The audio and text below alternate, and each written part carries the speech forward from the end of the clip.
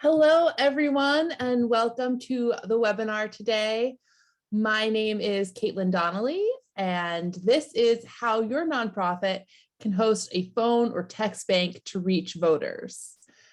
As you can see by my sweater today, it is fall, y'all, and it is GOTV season. So this is a really great method for getting out the vote, and we have a great agenda lined up for you today. So we're going to start with why you should be using phone banking or text banking to reach voters. We'll get into how you can set that up. And then we'll hear from Ahmed Butt from Asian American Federation about how that organization used text banking really effectively to reach voters in New York. As always, we will have our Q&A session, so you can feel free to put your questions in our Q&A box.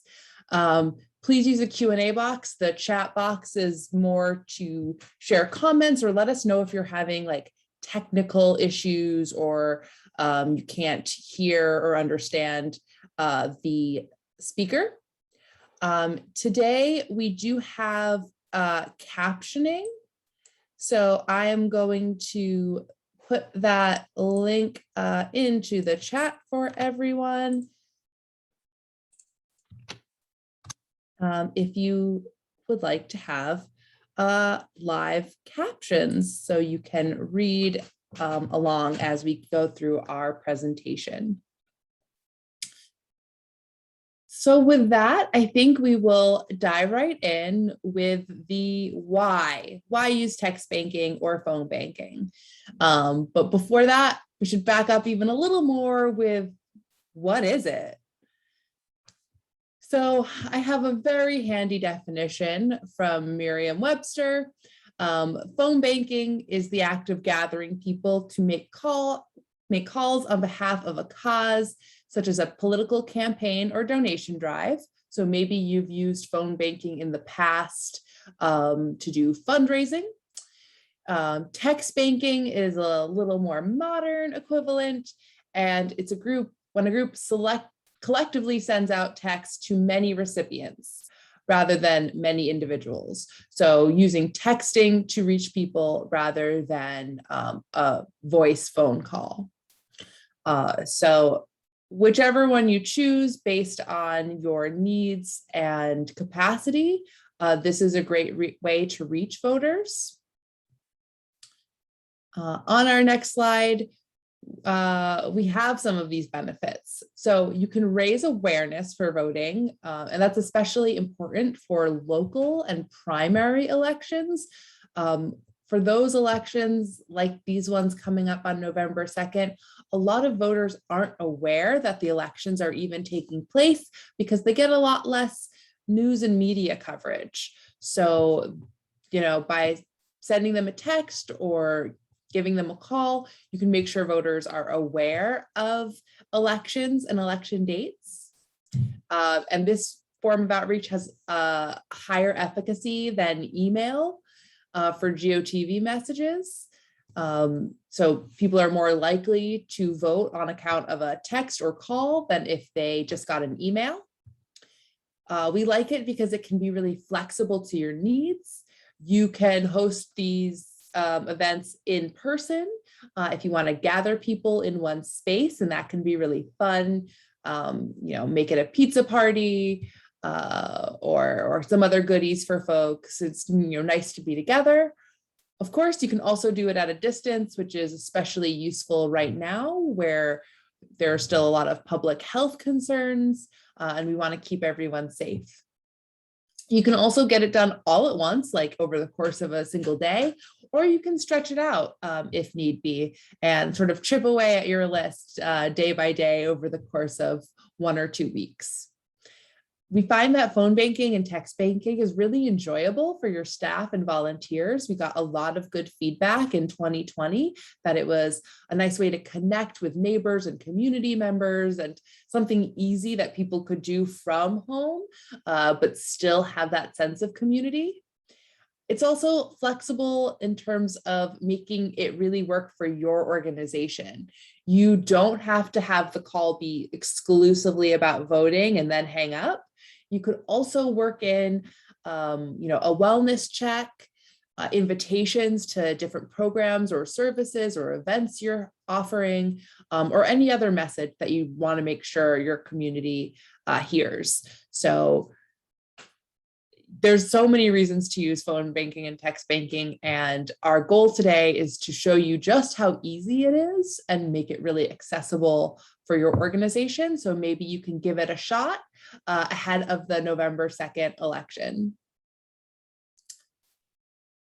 So when you're thinking about whether you want to host a phone bank or a text bank, you might want to consider phone banking if you want to have deeper conversations, especially if you are trying to do a wellness check.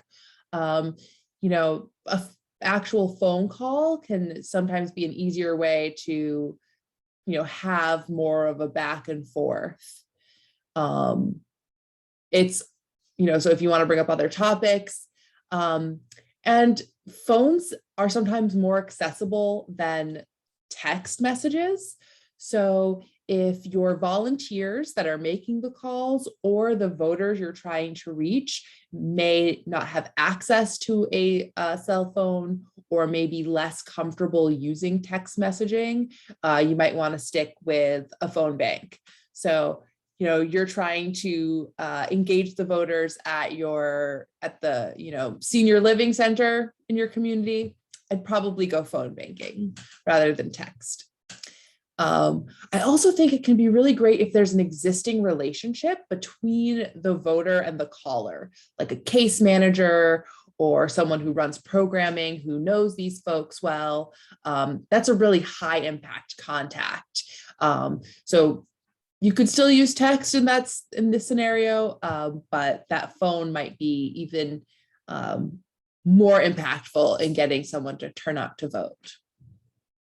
On the other hand, text banking is really good if you are targeting voters that are younger, so millennials or Gen Zers.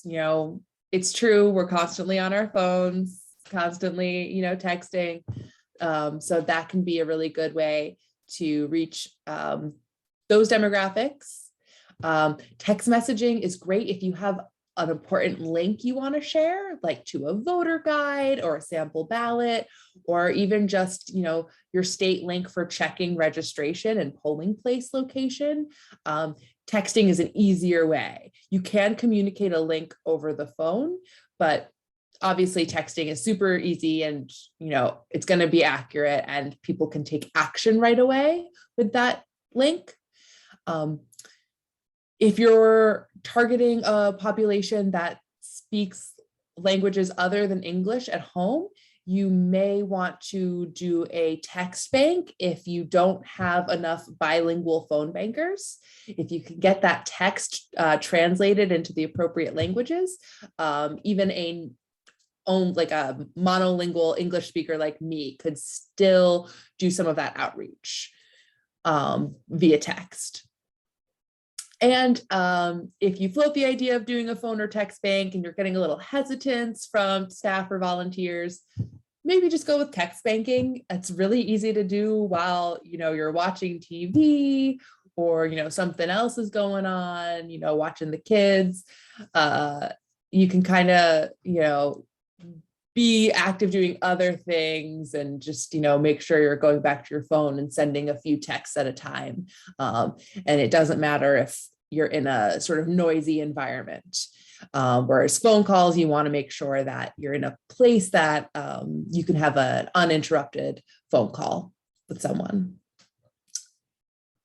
So now I want to pass it over to our own Caroline Mack to talk about how to set up a phone or text bank. Caroline has helped dozens of our partners over the past few years set these up, created many scripts, and has a lot of experience working on phone banking and text banking. So Caroline, please take it on. Great, thanks, Caitlin. Okay, so We've got a couple tools for you today, and I'm excited to share them. Hopefully, they're pretty easy to do. But before you kind of use those tools, you need to decide kind of what kind of phone bank that you would have, whether that's in person or virtual. So in person, obviously you would have a couple COVID considerations, but one thing that you'll really need is you'll need to make sure that you have a space that people can be comfortable in a COVID safe way, and also have the conversations not bleed over too much when people are on the phone together at the same time. That can be awkward. And also you'll need to make sure that you have kind of those lists ideally printed out for people to know what phones or the names of the people that they're going to call. Especially if they're older volunteers, this kind of printed material can be a little more comfortable, and also have a little less text set up, because that can eat into a lot of time. If any of you have done phone banks before and used any platforms, sometimes those can break on you and it can be very awkward. So sometimes it's just good to keep the analog and be simple. But when you don't have a place where you can host everyone, virtual is definitely also very convenient. You kind of just post a Zoom call link, schedule a time, and then volunteer staff can just kind of hop on and they'll have their own phone name lists that they can just kind of go down the line, do calls, ask questions with each other, celebrate, and kind of have a fun group call, so you don't have to be alone, and call in when you get someone maybe a little less enthusiastic, and kind of keep spirits up. So one thing is 7 to 8 p.m. on Saturdays has been shown to be a high kind of response time where people will actually respond to your calls. So if you can, host it during those times. But otherwise, whatever you can do, it's good to just try something, see how it works for you. Yes. And then if you're doing texts, so the highest delivery rates were seen to be at 10 to 11 a.m. or 6 to 7 p.m. any day of the week. So ideally, if you can kind of swing one of those times. And then Saturdays at 7 to 8 p.m. people were the most likely to actually respond to your texts, in case you have some more active volunteers who are able to answer some of those questions.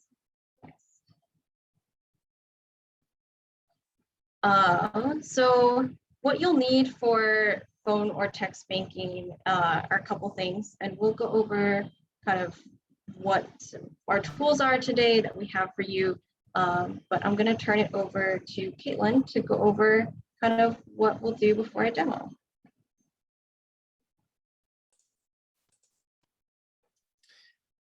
Okay, so these are the things you need in order to phone or text bank. And we'll cover some of these items. So the first thing is a list of clients or voters to contact. Can we see the next slide? Awesome. So you need to gather that list of names and phone numbers. So ideally, it's a list that you already have at your organization. So these are clients that use your services, maybe sign up lists from events you've done in the past, or even just if you have done a lot of events where you've used volunteers, that is a really good list as well, because they're supportive of your organization. But there's a chance that you don't have a list, or you don't have a list that you're willing to use. In general, any list you have is a list that you could use, unless it's a list that was generated through healthcare services, then it would be protected under HIPAA. But organizations that offer health services can do phone banking as long as they got their list from another means. So, signing up for an event or opting into something other than those healthcare services. But let's say, regardless, you have no list, but you still really want a phone bank, it's okay. There's options. So L2 is a political data firm, and you can use different targets to generate a list of voters. And this can actually be really affordable. The trick is making sure your targets are well selected. So if you're going to go that route, I highly recommend targeting a really small geographic area, like as small as a city council ward, right? And perhaps you want to do a bigger geographic area, but target voters with who are speak languages other than English at home, or maybe you want to look at use census records to look and say, like, okay, these were the hard to count communities, so we want people in this area. Just try to make it as specific as possible, because if you make it really big, you're going to end up with a list of thousands of names and numbers, and that might be more than you have capacity for. It's also a more expensive list. So you can get a couple hundred names for about $50 using L2. The other thing is, especially in future years, use Pledge to Vote. We talked a lot about Pledge to Vote cards in one of our recent webinars, and we've put out some resources around those. If you use Pledge to Vote along with your voter registration efforts, that's a great way to build a list, because you are asking people to commit, and now you're following up with the phone call. After that, you need to have your staff or volunteers who can call or text.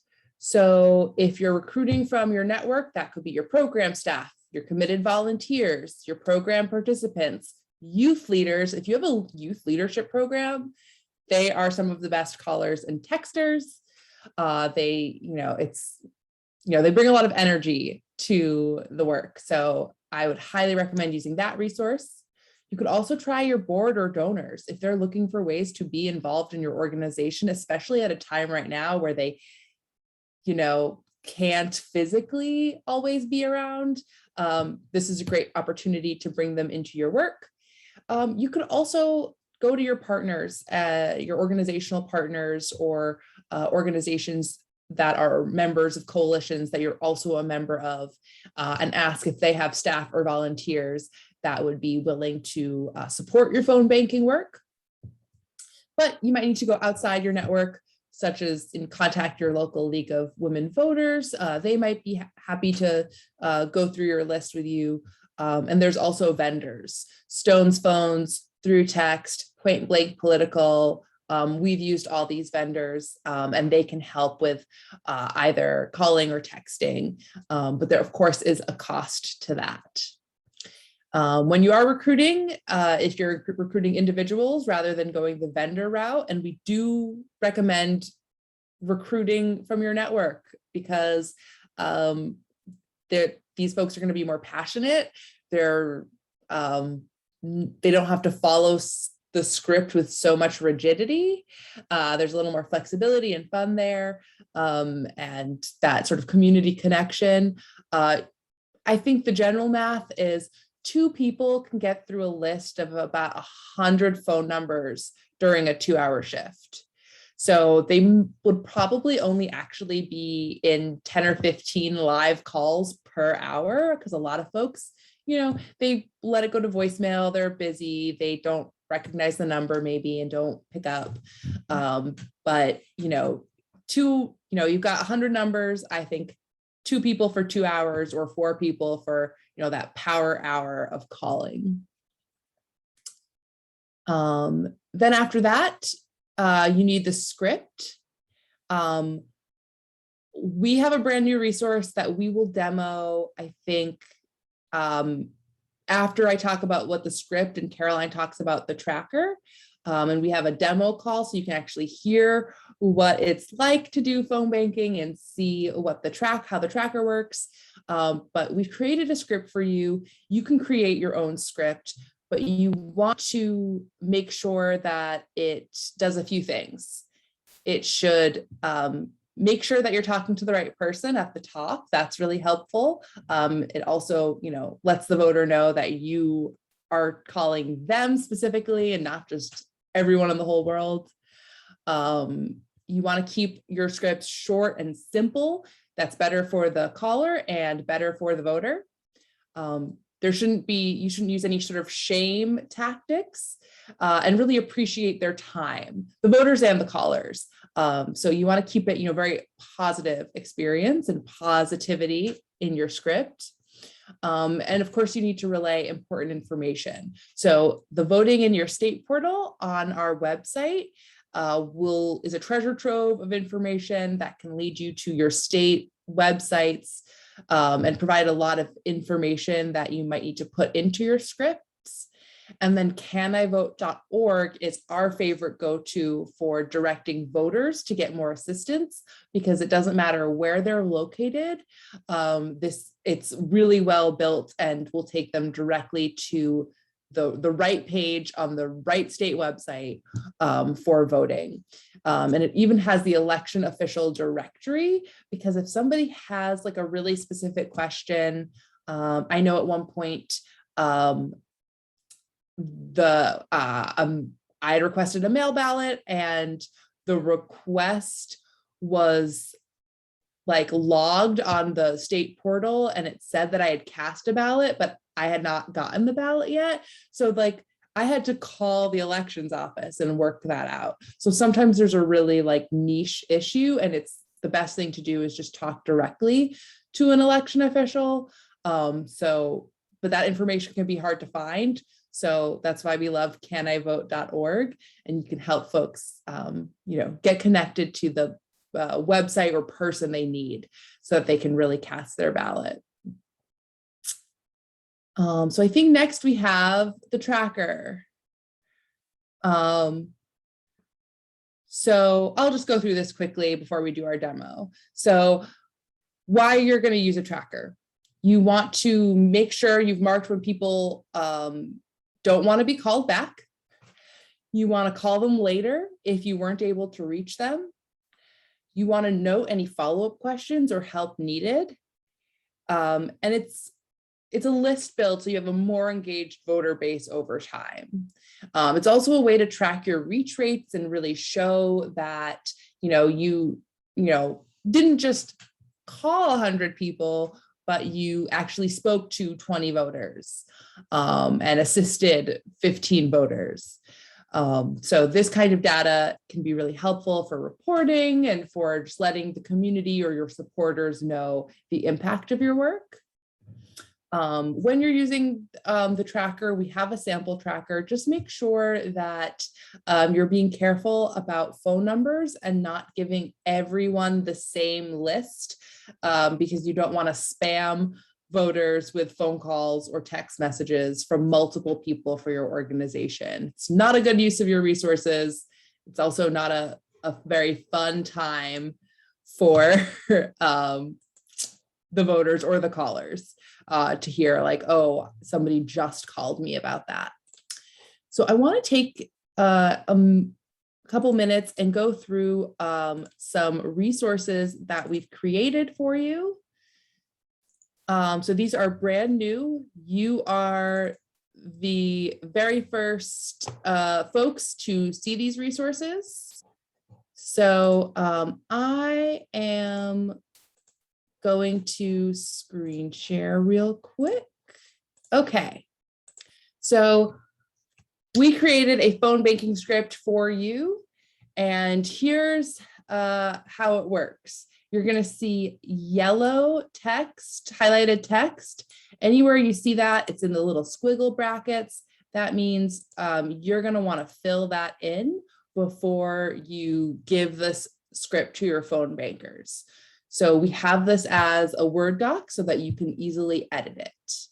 So this doc is 3 pages. You'd edit it and you give the whole thing to your phone bankers.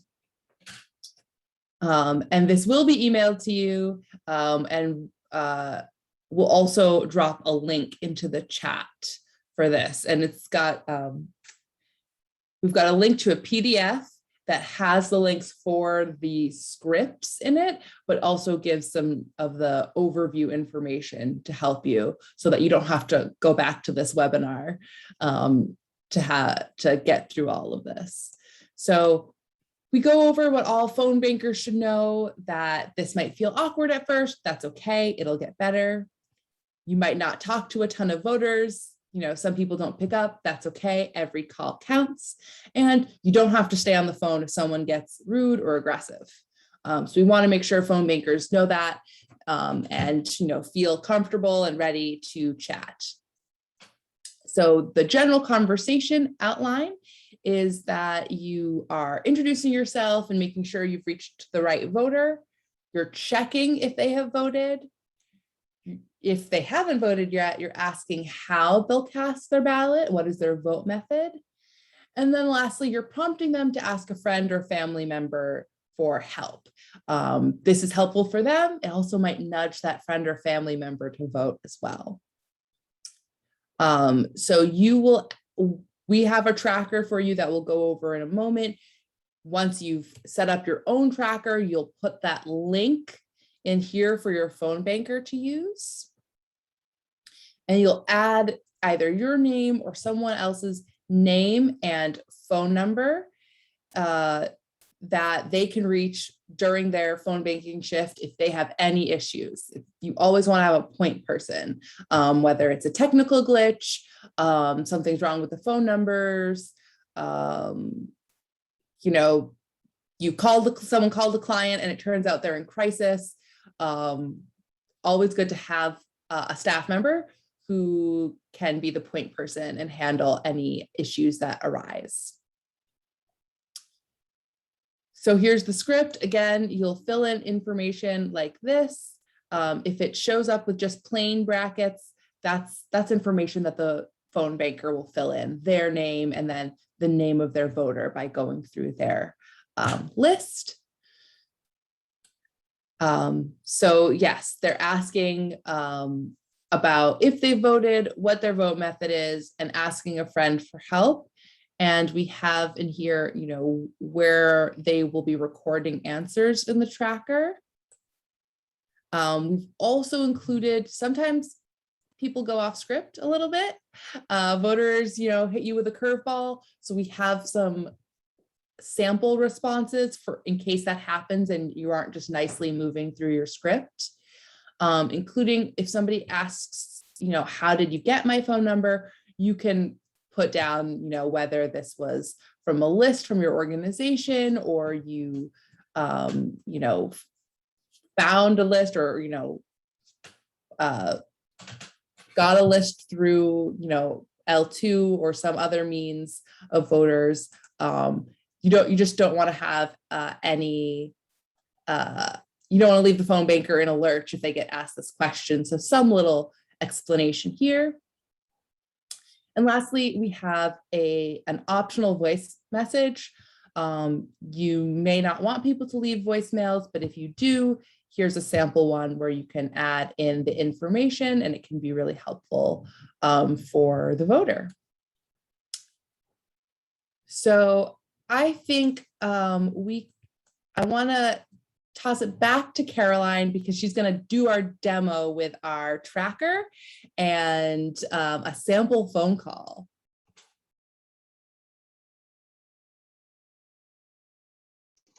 All right. So I'm going to pull up that PDF that Kimberly just posted in the chat.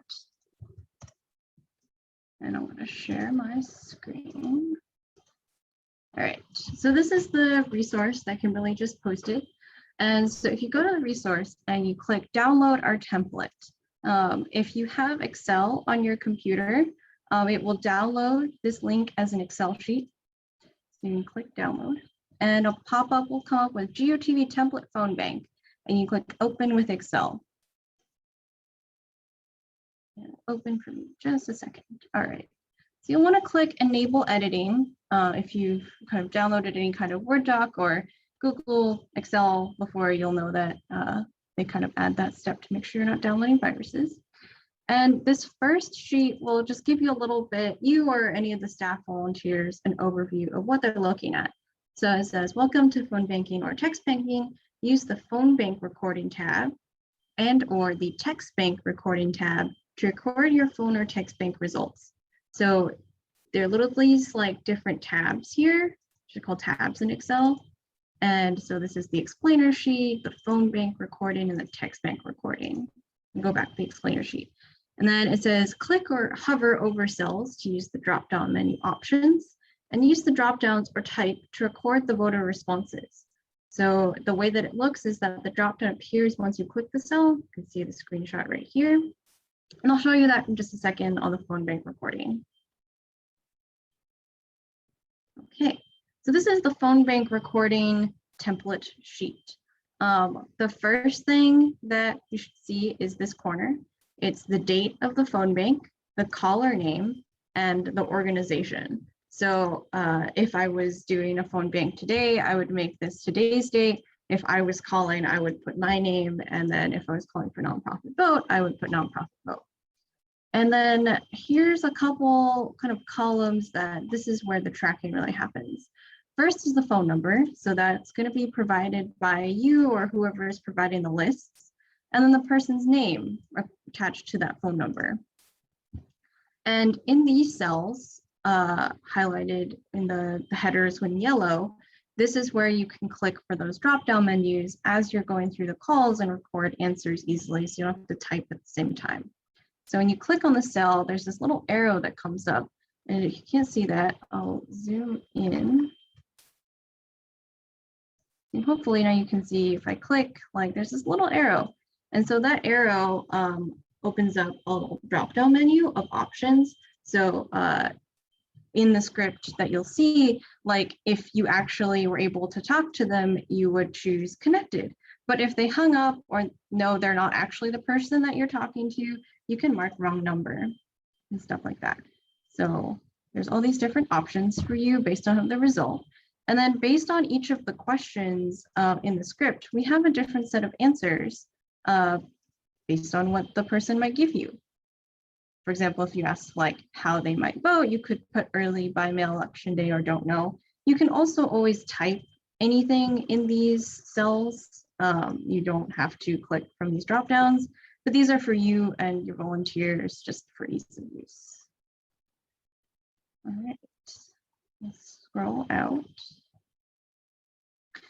So I'm gonna show you like a recording that we have of our staff just kind of role playing the script that you just saw. And I will kind of show you as if I was calling what the like responses would be on this tracker.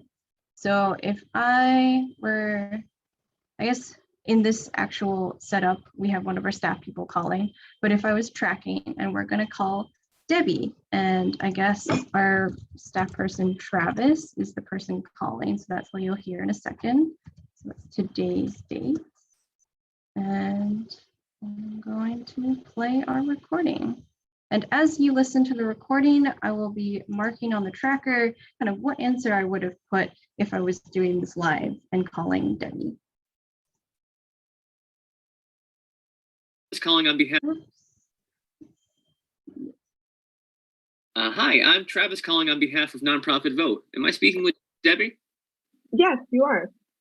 Great. We want our community to participate in elections on November 2nd, especially in Virginia. We don't represent any political party or candidate. So first off, have you already voted in this election? No, I haven't. Well, that's all right. Which method do you think you will use to vote in the election? Early voting, voting by mail, or voting in person on election day? I don't know yet. Well, that's all right, but the election's coming up soon. We recommend voting in person early or on election day if you haven't already requested your mail-in ballot. You can avoid lines and vote on your own schedule. And early voting ends on October 30th, so check your local elections registrar for when you can go. Now, do you have a friend or family member who can help you think through how you will cast your ballot? I don't have any family here. Well, that's all right. You can go to canivote.org. Again, that's canivote.org to learn more about the election. Now, can I make a note for someone from Nonprofit Vote to follow up with you? Sure. Great. Well, thanks for talking today and for being a voter. Thank you. All right. So that was a simple call. And so as you can see, as the call was going on, I was changing the responses. I had it connect because you were able to actually talk to Debbie, who was on our list. They hadn't voted yet and they weren't sure about that vote method. So we want someone from nonprofit vote to just text them and just be like, hey, do you need any additional info or need any help with anything else that they might need? So yeah, that's our tracker for phone calls. So we also have a text bank tracker. We don't have a sample call screenshot for that today, but it's pretty straightforward in this other tab. So it looks very similar, but basically the columns are just what the text result was it sent or undeliverable, like if it was the wrong number or just you weren't able to connect, and then what that response was. Did they respond with a question? Do they need follow-up with an answer to someone else, or did they opt out? Do they not want text anymore? And that's really important to note. So I'm going to turn it to Ahmed, who will talk more about his experience with text banking. But those are the trackers. Feel free to ask any questions. As Caitlin mentioned, you're the first people to really see this resource. So definitely welcome any of your feedback or user experience as you get to play around with it. So again, you can download this at the link in that PDF that Kimberly linked in the chat.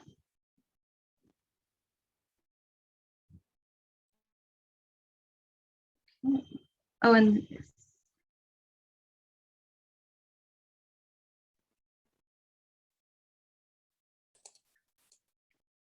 So yeah, we have Ahmed here in the house with us, well, metaphorically speaking. So thank you to Ahmed. He is the Civic Engagement Coordinator for the Asian American Federation. And although his work takes him across New York City, he also likes to venture out to find the best food in the city. So next time I'm in New York, I will need some recommendations.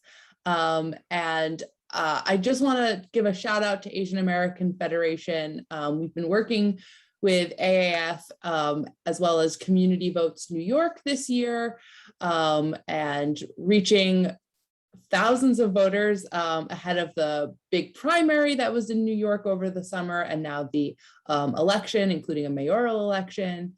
And so we have really enjoyed that partnership, and we're glad to have Ahmed representing AAF and telling us all about phone, instead of phone banking, text banking, because that is the new hip thing. So Ahmed, I'll let you take it away.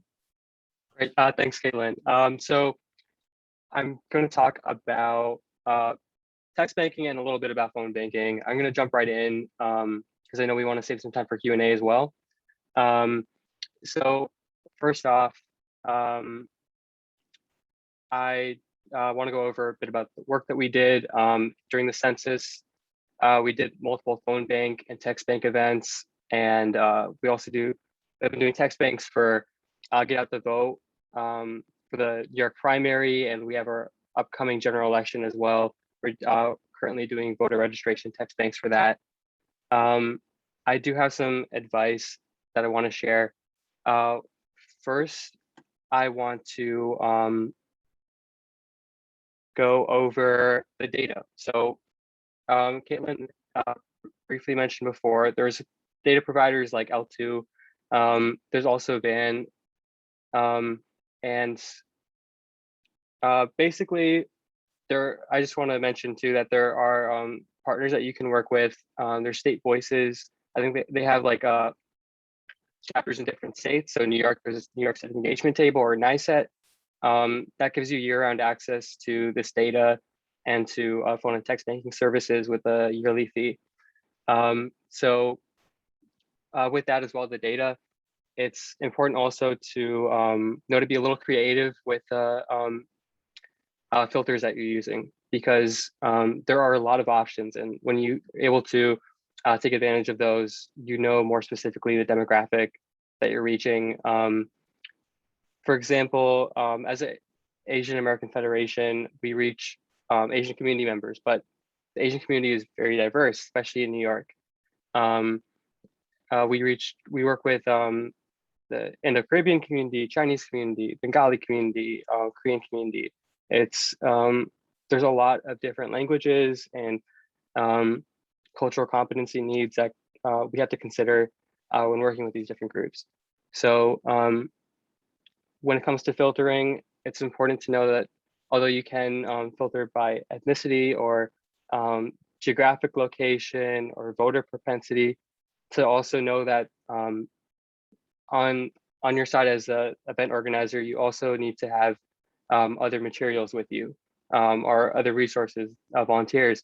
So for example, when we were doing phone banking for the census, we had made different lists that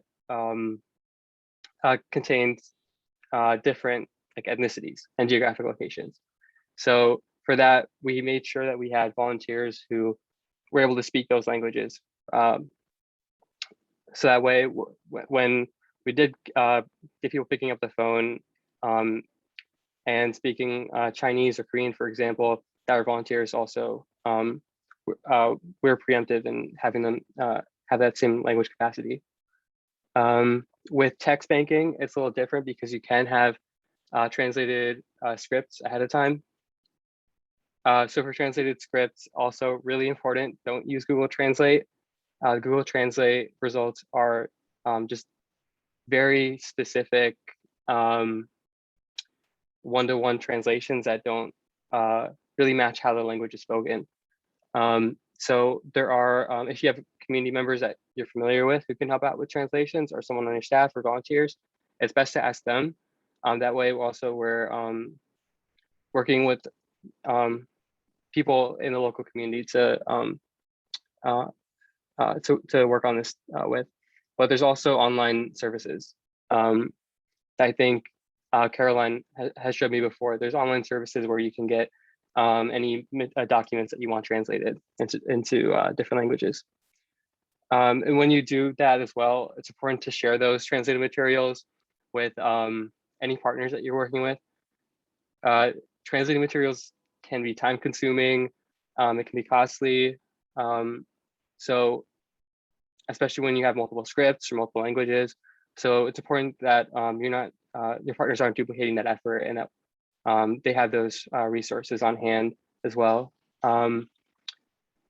So another piece of advice, be aware of any technical issues ahead of time. The technology, especially for text banking, is still a bit fickle, and it can not go perfectly well if you're not prepared and double checking ahead of time that everything is set up properly. One thing that happens, sometimes the volunteer sign up links, and this has happened for both Spoke and Hustle when I've used them. Sometimes the volunteer sign up links don't work, even with like when it's set up as like an active campaign. Make sure like at least a day or two ahead that your volunteers are able to sign up and have access to the campaign. Even if it is an active campaign at the time, they should be able to at least see the campaign on their dashboard for those for Hustle, Spoke, or any other text banking software. And also want to mention, have a Zoom meeting. If it's a virtual text banking event, they can be really fun. And it takes the edge off too when you're getting a not so pleasant text from someone. Honestly, it's great to have people to laugh about it with. So having that Zoom meeting, if you're doing like a virtual text bank with volunteers or staff, that is definitely an essential part of it for the work that we do. Also, having that text bank as like a 2-day campaign is, I think, definitely something I'd recommend, because the difference with phone calls, you might not even leave voicemails. You're not expecting to hear back, but with text, you might text someone in the evening and you get a text back the following morning. So, and they may be saying, yeah, I do want to register to vote, or I do want to pledge to vote, or I need to know where my polling location is. So you should expect to have questions come in later on. It's good to be able to go through those and answer questions that you receive like the next day. For text banking, also, there's limited characters. I use Spoke right now, and it has a character limit of 160.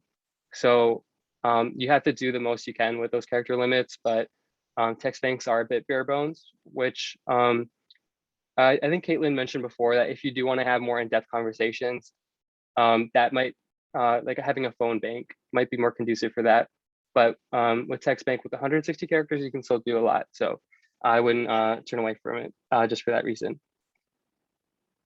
Let's see. Yeah, and just one last piece of advice. If you're doing an in-person event, definitely have pizza, practice social distancing.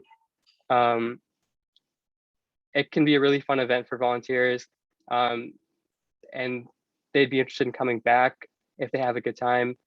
It doesn't all have to be, doesn't all have to feel like work, even though you are making calls. Having it as like a fun environment really does take the edge off. So that's all I have. I'm going to pass it back to Caitlin. Thank you. Before we jump into the broader Q&A, so I do ask everyone, if you have some questions for us, for Caroline, Ahmed, or myself, please throw that in our Q&A box. So just one more time, because I know there was some folks were having a little bit of trouble with the link. I'm going to put the link for the resources that we created in here. So that is a PDF with a sheet that goes over, how you use our phone banking and text banking scripts. And it has the link to our Excel tracker, our Word doc for phone bank script and phone banker orientation, and our sample text messages for text banking. So we made those, Word docs and Excel sheets so that it's very easy for you to use. When we started this, we really wanted to make sure that you would be able to set up a phone bank with even just a small number of volunteers, a small list, and be able to handle it really internally. But there are some really good vendors if you are approaching like a larger scale campaign. Maybe you have several thousand voters that you're trying to reach. So Caroline, could you quickly take us through some of those vendors? I think we have a slide on that.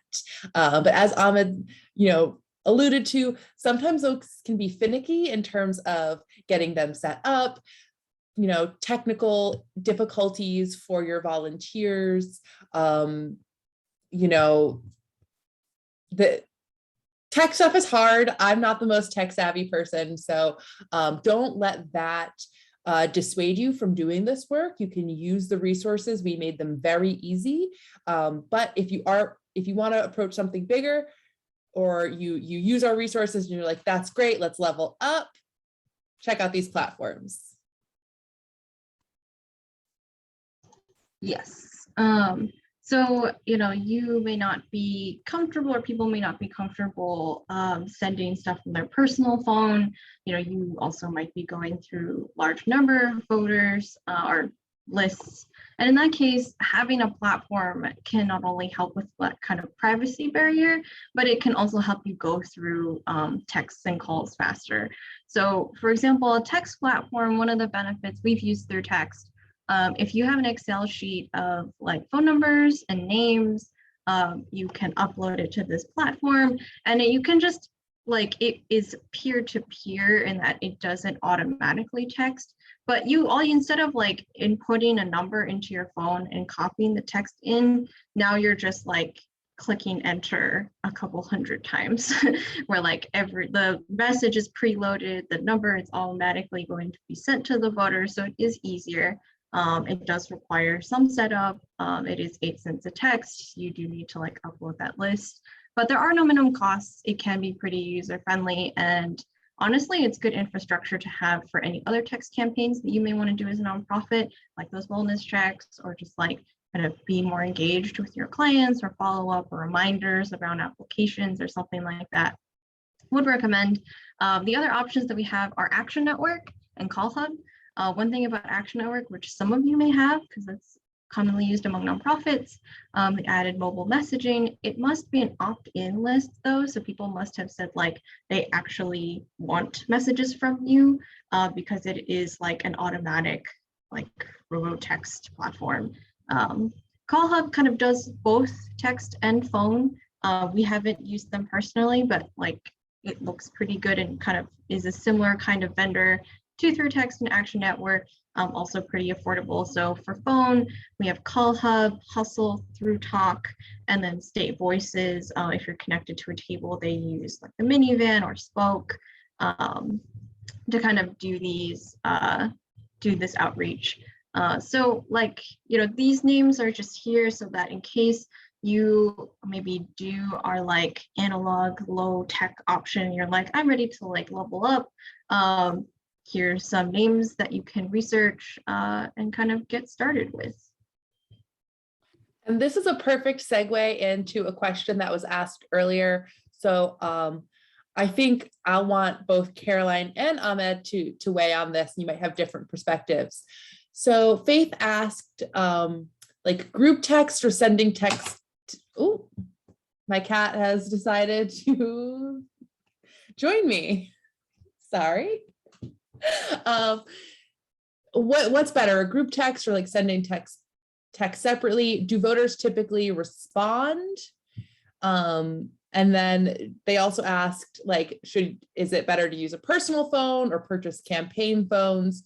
So, you know, what are the experiences with that?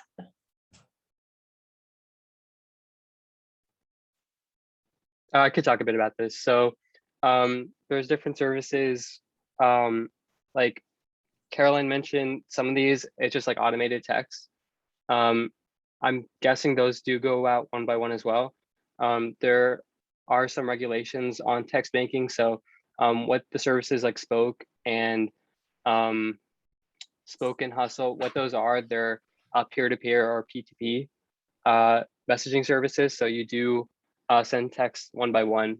Both of the services, they're online. Like you can go on a website like hustle.com on your phone or on your laptop. So using that, you don't need to have like separate phones because it'll pre-assign a phone number. And usually you'll set one based on like the area code that you're reaching. Even for phone banking, I do recommend like having a Google Voice like free account and using those phone numbers to reach people instead. Yeah, with peer-to-peer messaging, you do send them one by one. The script that you see, those scripts, you'll upload those onto those services like Hustle and Spoke, and it'll automate it to, like, for example, there's an initial message. That message will be the same for everyone. You can use I don't know the proper term for it, but you can set it so it automatically picks up the contact's first name, so it's personalized, and you can repeatedly press send. And what these services will do, you can set like tell volunteers just take a break after 300 texts, 500 texts, in order to focus on replies. So it has those features built in, and it does make it really easy for people to just log on their computer or phone and join a text bank. Awesome. Yeah, that covers all of it. I think the only thing I'd add is just be careful about group text, because you don't want to accidentally create like a literal like group text. That has happened before, where you just create a massive group with everyone's phone numbers. So yeah, don't do that. But yeah, plus to like these platforms too, like you get to pick the region code so that it matches your area, since people are more likely to like pick up a phone number from your area.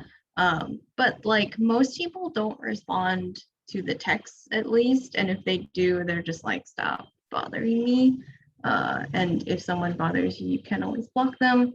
We haven't had any issues from people just kind of using their office phones or whatever they have on hand. We did have a question earlier about like making notes. about the conversation with the voter, like when we played the sample call, did it make sense to write a little bit about, whether that voter sounded like excited or unengaged? Any thoughts about like note taking on phone calls and things that might be good to capture that aren't strictly in the like drop down menus?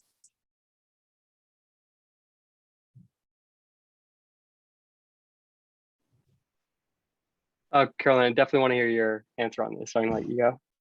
Okay, yeah. No, I really appreciated Denise kind of mentioning, oh, like, did you want to note that like they sounded like a reluctant voter? And I think this is probably one of the best reasons to do it in-house and not through like a vendor that like does it for you, separate from like one of these platforms like through text where they just help facilitate you doing it and they don't do it for you. But yeah, like for like being able to just take notes and really build a relationship with the person, whatever you can kind of pick up on their reluctance, maybe what their individual challenges, is it transportation, do they have a disability, any kind of things about their unique circumstances. I mentioned languages, really helpful to like note if they don't speak English, maybe what language, if you don't have someone on hand who speaks that language. But this is a little bit of a new space for us because usually I think most groups do stick very strictly to a template because they're trying to do a high volume of calls. But I would just caution, like, don't have the opposite effect where it feels like standard and cold and like they're just like, yeah, this is just like any other spam caller calling me. And I really think that you using these kind of templates, personalize it, has the potential to make them actually feel like, wow, like they actually care about my vote. They checked in with me. You can even go the next step. We've had groups like check their registration with them over the phone on the state website and just really give that personalized help that I think makes a big difference from the person not voting at all to voting. Yeah, Ahmed. Yeah, so Caitlin mentioned before, like, basically that, sorry, it's easier to text younger folks and call like older people. It's also true that for different communities, there's different needs. Sorry, I do recommend like taking some sort of notes or taking some, at least making a mental note of if you're reaching different communities, how well they respond to text banking. Sometimes I'll see, even though we're working largely with like different immigrant communities, we may see that certain populations, like certain like neighborhoods basically too, you may be more likely to need language capacity in those than in others. So it's important to consider like specific needs as well for the people you're reaching. Another question we have in the chat was about experiencing challenges with phone delays or phones cutting out. So less about any technical challenges with like a vendor or platform, but have you experienced challenges, just with like the phones or any, thoughts on how to troubleshoot or prepare people for any of that tech capacity stuff? I know, like I have prefer to do text banking when I'm at home because I have whatever is going on in my apartment. I have really lousy cell service, so my phone calls often cut out. So I try not to do phone banking from here. But any other tips or thoughts on, networks acting up or technical difficulties? I would say just try to think of anything that can go wrong. I think largely the things that go wrong are, especially for online services like Hustle and Spoke, it's a connectivity to getting the volunteers connected onto the campaigns. That's something that you can do ahead of time. I think it's best also if you have to make sure your campaign is active at least like the day before or something, so that way it's easier for them to like So you know for sure they're seeing like the actual campaign and not just have like the login available without the campaign visible. But just doing things like that, making sure that things can work. And then if needed, recommend contingencies. Like if you're making phone calls, you may just want to let people know. If you don't have good service in your apartment, see if you can go somewhere else, maybe with another volunteer or at the office or somewhere else where they might have better service. Awesome.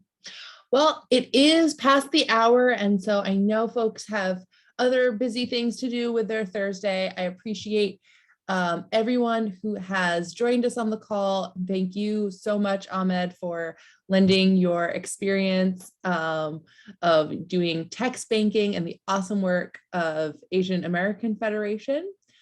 Thanks to Caroline and Kimberly as well. Please take the survey. And here is the cat for anyone who was wondering. This is Phylloxera. So our next webinar will probably be in November. We'll talk about getting ready ahead of 2022 primaries. Oh my God, they're around the corner. So thanks everyone and have a great rest of your day.